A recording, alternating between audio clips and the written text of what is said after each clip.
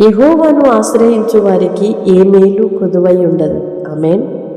ప్రభువునందు ప్రియ సహోదరి సహోదరులారా, దేవునిని మనము ఆశ్రయిద్దాము. ఇంతవరకు మనుషులను ఆశ్రయించి మన మీద మనమే ఆధారపడి మన శక్తి మీద మన జ్ఞానం మీద డిపెండ్ అయ్యి అనేక సార్లు నష్టపోయాం.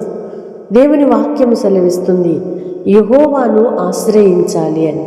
రెండవదిగా అట్టివారికి ఏ మేలు కూడా కొదువై ఉండదు, మేలు కలుగుతుంది. యెహోవాను ఆశ్రయించు వారికి మేలు కలుగుతుంది, మంచి కలుగుతుంది. మంచి మేలు అంటే ఏంటి అనుకోవచ్చు. దేవుణ్ణి ఆశ్రయించాను అయినా కష్టము శ్రమ వస్తుంది అనుకోవచ్చు.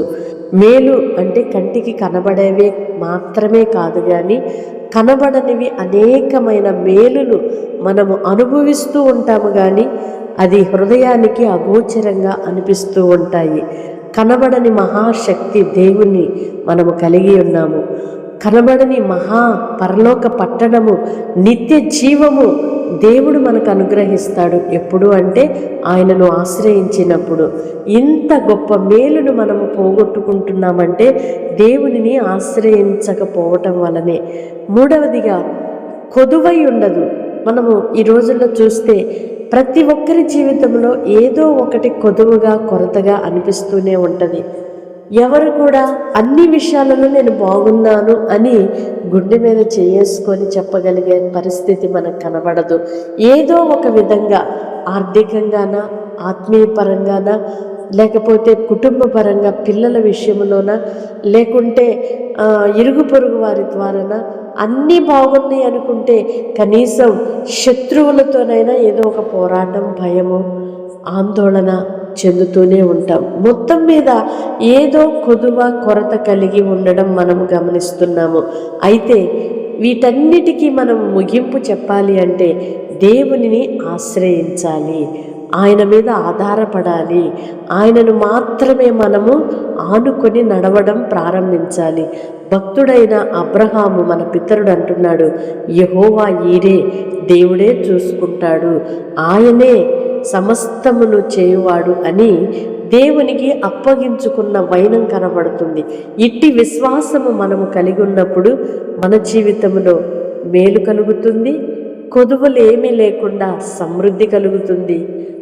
మనం అనుకునే సమృద్ధి మేలు కాకపోవచ్చు, మనము గ్రహించలేని గొప్ప మేలులు దేవుని మన జీవితంలో తండ్రిగా, దేవునిగా, కర్తగా కలిగి ఉంటున్నాము.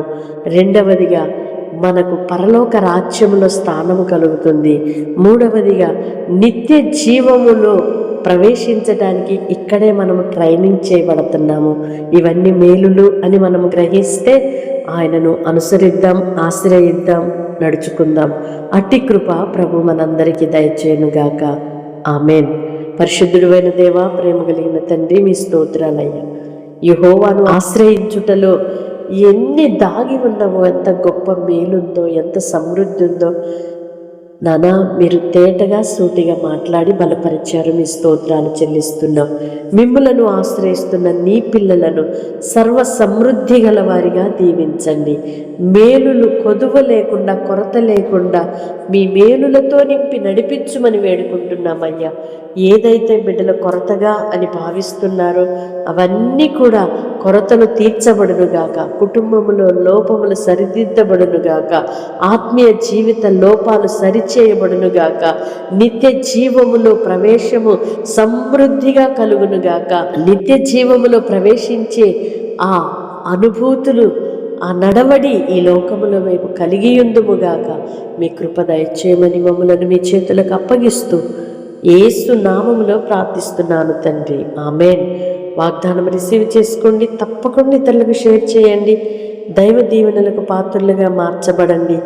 ఏ మేలు మీ జీవితంలో కొదువై ఉండకుండునుగాక.